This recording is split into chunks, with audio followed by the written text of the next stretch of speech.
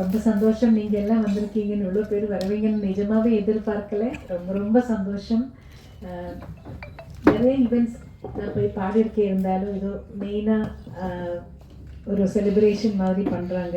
இந்த event February 8 YMCA கிரவுண்டில் லான்ச்சும் noise of கிரெயின்ஸும் சேர்ந்து கேனரா பேங்க் அவங்க ப்ரெசென்ட் பண்ணுற மாதிரி இந்த பெரிய அளவில் visual and audio visual treat மாதிரி இந்த நிகழ்ச்சியை அவங்க பிளான் பண்ணிட்டு இருக்காங்க. இங்கே எல்லோரும் வந்து இதை வெற்றிகரமாக நடத்தி தரணுங்கிறது தான் என்னோட வேண்டுகோள். வேறு என்ன சொல்கிறது. Thank you so much. இவ்வளோ நாள் எனக்கு நல்ல சப்போர்ட் கொடுத்தீங்க. தொடர்ந்தும் அந்த சப்போர்ட் உங்கள்கிட்ட இருந்து கிடைக்கணும். எல்லா இசை ரசிகர்களும் இன்னும் அவரோட ப்ரேயர்ஸ் எனக்கு கூட வேணும்னு நான் ரொம்ப வேண்டிக்கிறேன். Thank you so much. இப்போ நிகழ்ச்சியில் அங்கே பாடணும் இல்லை, ஒரு சர்ப்ரைஸ் அங்கே இருக்கணும் இல்லை.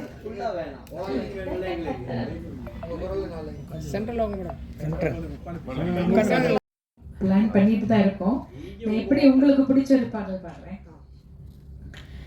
கண்ணால நீ எனது கண்ணை நேற்றோடு காணவில்லை, என் கண்களை பறித்து கொண்டு ஏன் இன்னும் பேசவில்லை, ஆளான ஒரு செய்தி அறியாமலே அலைபாயும் சிறு பேதை நானோ, உன் பேரும் என் பேரும் தெரியாமலே உள்ளங்கள் இடம் மாறும் ஏனோ, வாய் பேசவே வாய்ப்பில்லை, வலி தீர வழி என்னவோ.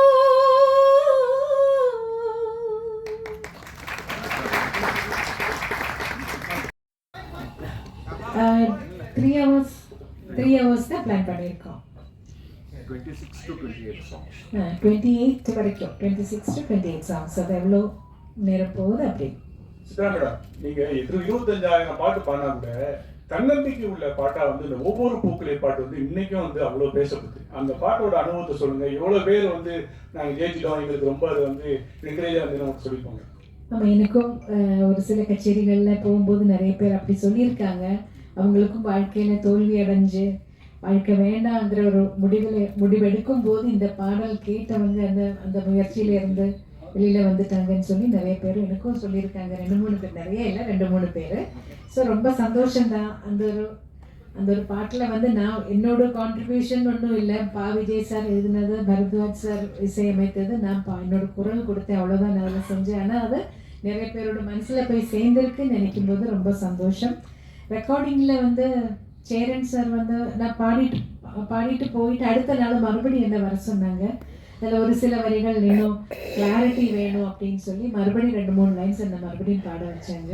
அப்படிதான் அந்த பாடல். மேடம் 3 மணி நேரமும் தொடர்ந்து இல்லை, என்னோட சேர்ந்து 4 சிங்கர்ஸ் இருக்காங்க.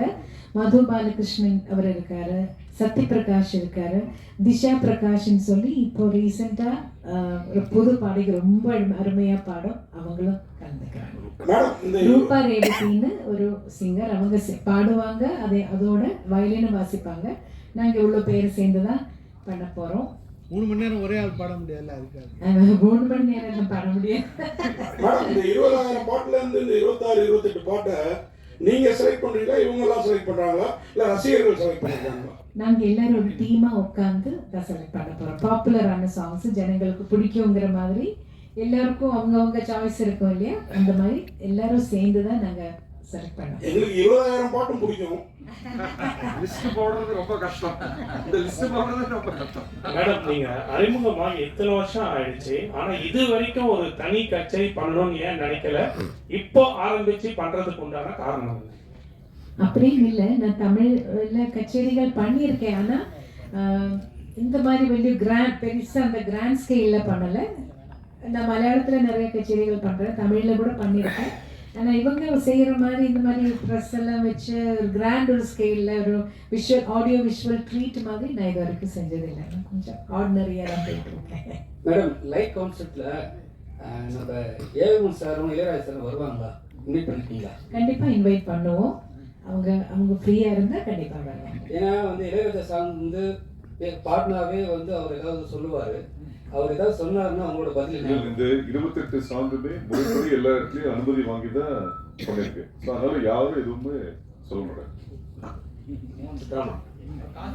நீங்க அந்த ஃபர்ஸ்ட் ஓபனிங்ல வந்து அந்த டிராயிங் வந்து காமிச்சீங்க.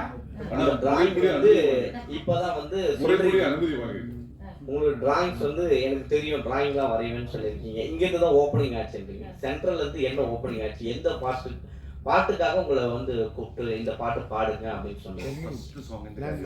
ஃபர்ஸ்ட் சாங் வந்து ஆக்சுவலி நான் என்ன தமிழ்நாட்டுக்கு இளையராஜா சார் அழைச்சதே பூவே பூச்சுடுவா படத்துக்காக. அதோட மலையாளம் வெர்ஷன் நோக்கத்தா தூரத்து கண்ணும் நட்டுன்னு ஒரு மூவி ஃபாசில் சார் டைரக்ட் பண்ண மூவி. அதில் வந்து நான் பாடியிருந்தேன். நதியா மொய்து அவங்களும் இன்ட்ரொடக்ஷன்.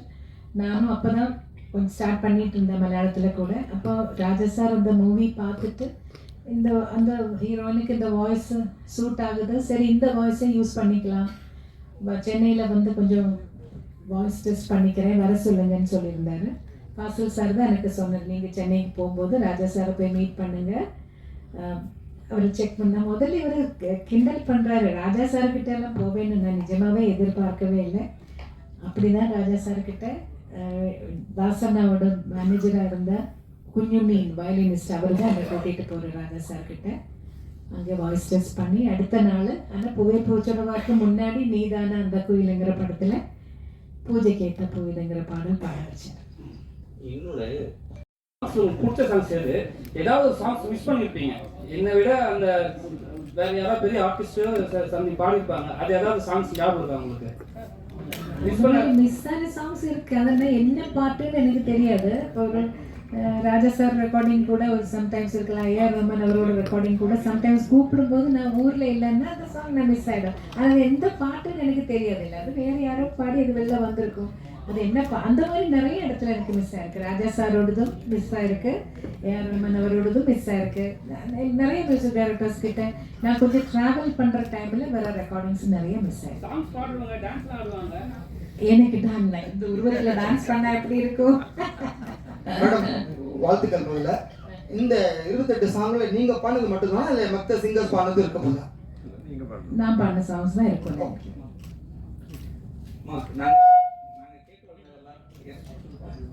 எஸ்பிபி சித்ரா, மனோ சித்ரா இப்படி கேட்டு தான் நாங்கள் வானொலியில் வளர்ந்துருக்கோம். இப்போ எஸ்பிபி சார் பாடின சாங்ஸும் மனோ பாடின சாங்ஸ் இருக்குமா? அதெல்லாம் இருக்கும் கண்டிப்பாக. ரெண்டு மேல் சிங்கர்ஸ் இருக்காங்கல்ல, அவங்க மாற்றி மாற்றி பாடுவாங்க. மேடம் உங்களை சின்ன கோயில் சித்ரா தான் கூப்பிடுவாங்க.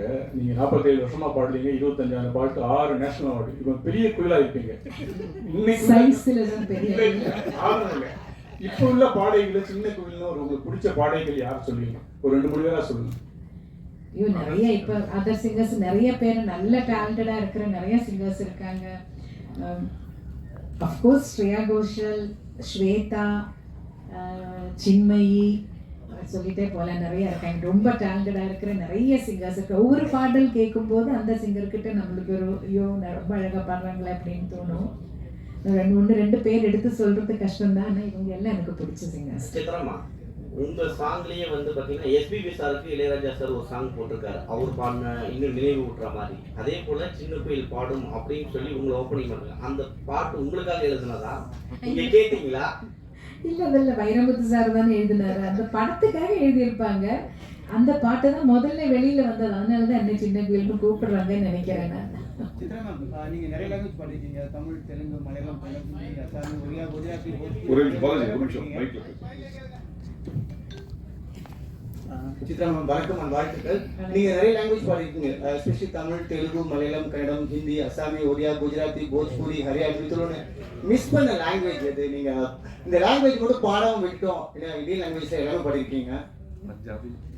பஞ்சாபி பாடியிருக்கேன். ஆமா, எந்த லாங்குவேஜ் மிஸ் பண்ணிருக்கீங்க?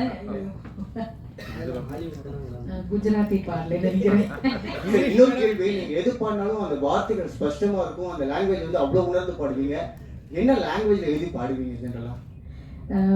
நான் இப்போ எனக்கு தமிழ் எழுத படிக்க தெரியும், தெலுங்கு நான் எழுதி படிப்பேன், ஹிந்தியும் நான் வரும்போதே எங்களுக்கு கேரளாவில் ரொம்ப மஸ்ட்டாக ஹிந்தி கற்றுக்கணும் எல்லாரும், அதனால ஹிந்தி எழுத படிக்க தெரியும். பேச தான் வராது, என்னன்னு அந்த பழக்கம் இல்லாதனால என்னோட புக்கில் நான் எழுதிக்கும் போது நான் மலையாளத்தில் தான் எழுதுறேன். எனக்கு இன்னும் மோர் ஈஸியர். அதனால ஒரு ஃபைனல் கொஸ்டின், நீங்க பாட ஆரம்பிக்கும் போது ஃபுல் ஆர்கெஸ்ட்ராவோட எல்லா ரிதம் செக்ஷன் எல்லாமே சேர்ந்து வாசிப்பாங்க. மேல் சிங்கர் ஃபீமேல் சிங்கர் வந்து போட்டி போட்டு பாடுவாங்க. இவங்க ஒரு சங்கதி போட்டு அவங்க ஒரு சங்கதி போட்டு அப்படியே அந்த பாட்டு அவ்வளோ அழகாக வரும். பட் இப்போ நீங்கள் வந்து ஒரு பஞ்சிங் சிஸ்டமில் நீங்கள் தனியாக பாடுறீங்க, வயலின் தனியாக எடுக்கிறாங்க, கிட்டார் தனியாக எடுக்கிறாங்க, ஃபுல் ஆர்கெஸ்ட்ரா தனியாக எடுக்கிறாங்க. அந்த ஃபீல் மிஸ் ஆகுதுன்னு நினைக்கிறீங்க? அப்போ பாடும்போது இருந்த அந்த கண்டிப்பா அந்த ஃபீல் மிஸ் ஆகுதுன்னு தான் சொல்லுவேன் நான். அது வந்து அப்போல்லாம் ஒரு குடும்பமா எல்லாரும் மியூசிஷியன்ஸ் எல்லாரும் என்னை விட ரொம்ப ரொம்ப சீனியர் மியூசிஷியன்ஸ் எல்லாம் இருந்து அவங்களோட அட்வைஸும் எனக்கு கிடைச்சிட்டு இருந்தது. நான் சின்ன பொண்ணா பாட ஸ்டார்ட் பண்ணும்போது பெரிய பெரிய வீணா பிளேயர்ஸ், அந்த மாதிரி ரிதம் வாசிக்கிறவங்க, சீனா குட்டி சார், அந்த மாதிரி இவங்க எல்லாம் பெரிய சீனியர்ஸ் இருந்தாங்க. இவங்க எல்லாம் வந்து அட்வைஸ் பண்ணுவாங்க அந்த டைமில் எல்லாம் ஏதாவது. அப்போ எனக்கு ஒரு கிளாஸ் அங்கேயே கிடச்சிட்டு இருந்தது. முதல்ல லைவ் ரெக்கார்டிங் நடந்துட்டு இருக்கும்போது ஒரு குடும்பமாக இருந்து எல்லாரும் இப்போ பிரிஞ்சு போன மாதிரி, இப்போ யார் யார் இருக்காங்க, யார் யார் உயிரோடு இருக்காங்கன்னு கூட தெரியாத மாதிரி ஆகிப்போச்சு. இப்போ அதில் பெரிய ஒரு சங்கடம் எனக்கு உண்டு. ஏன்னா எல்லாரும் வந்து ஒரு குடும்பமாக இருந்த அந்த ஒரு யூனிட்டி போயிடுச்சுன்னு நினைக்கிறேன். இப்போ எல்லாரும் தனித்தனியாக ஒரு இடத்துல ரெக்கார்ட் பண்ணுறாங்க. கூட யார் மேல் சிங்கர்னு கேட்டால் கூட சம்டைம்ஸ் டிசைட் பண்ணலை, இனிமே தான் டிசைட் பண்ணணும்னு கூட சொல்லுவாங்க. ஸோ எல்லாமே எப்படி தனிமையிலே ஆகிப்போச்சு. ஜானகி அம்மா பற்றி ஒரு சொல்லுங்க. சேர்ந்து நிறைய பாடல் பாடிப்பீங்க, ஃபீமேல் டுவெட்லாம். ஜானகி அம்மாவோட நிறைய சேர்ந்து பாடலை 2-3 சாங், மேபி ஒரு 5-6 சாங்ஸ் அம்மாவோட சேர்ந்து பாடியிருப்பேன். ஏன்னா என்னோட வாழ்க்கையில் என்னோட கரியரில் அவங்களோட இன்ஃப்ளூயன்ஸ் ரொம்ப இருக்கு. நான் பிறந்ததுல இருந்து கேட்டு வளர்ந்தது சுஷீலம்மா, ஜானகி அம்மா, வாணி அம்மா, ஜமுனாராணி அம்மா, ஜிக்கி அம்மா, அவங்களோட பாடல்கள் கேட்டு தான் வளர்ந்தேன். ஆனால் ஜானகி அம்மா கிட்ட இன்னும் ஒரு ஸ்பெஷல் அட்டாச்மெண்ட், அம்மாவோட நேச்சர் அப்படின்னு நினைக்கிறேன். ரொம்ப நம்மளை ஒரு அம்மா மாதிரி எப்பவும் அணைச்சிப்பாங்க. ரொம்ப அவங்க ரொம்ப சாப்பாடெல்லாம் ஊட்டி விடுவாங்க. யாருக்கும் தெரியாது அந்த விஷயம் எல்லாம். அவங்க வீட்டுக்கு போனால் அவங்களே பெசஞ்சு அவங்க கையால் ஊட்டி விடுவாங்க. ஸோ அதெல்லாம் வேற எங்கேயுமே கிடைக்காது. என்னோட பெத்த தாய் கொடுத்ததுக்கு அப்புறம் ஜானகி அம்மா தான் கொடுத்துருக்காங்க. ஸோ அதெல்லாம் எனக்கு ரொம்ப ஸ்பெஷல். அதனால் அவங்களுக்கு எப்போவுமே என்னோட மானசீக குருவா என்னோட மனசுல ஒரு ஸ்பெஷல் இடம் உண்டு. ரொம்ப நன்றி, தேங்க்யூ. 2 வரிகள் எங்கே அந்த கவிதை உங்க குரலை கேட்டா சந்தோஷம். நன்றி. எங்கே எனது கவிதை,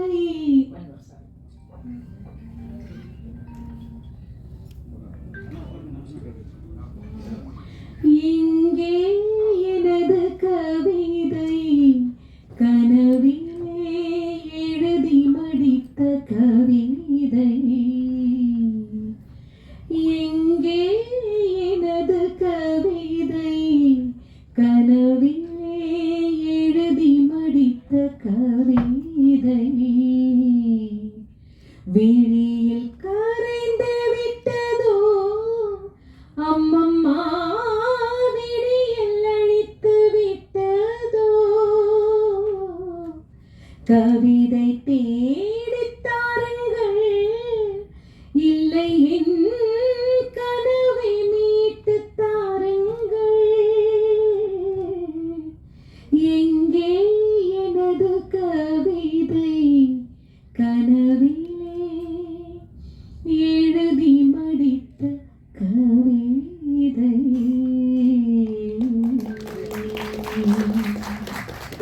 எல்லாருக்கும் வணக்கம். நான் தான் மனஸ்வி. சாஷ்டி தெரு டிவிக்கு லைக் பண்ணுங்கள், ஷேர் பண்ணுங்கள், சப்ஸ்கிரைப் பண்ணுங்கள், கமெண்ட் பண்ணுங்கள். மறக்காமல் அந்த பெல் ஐக்கானையும் கிளிக் பண்ணிடுங்க. அப்போ தான் உங்களுக்கு நோட்டிஃபிகேஷன்ஸ்லாம் வரும். Thank you all. Bye bye.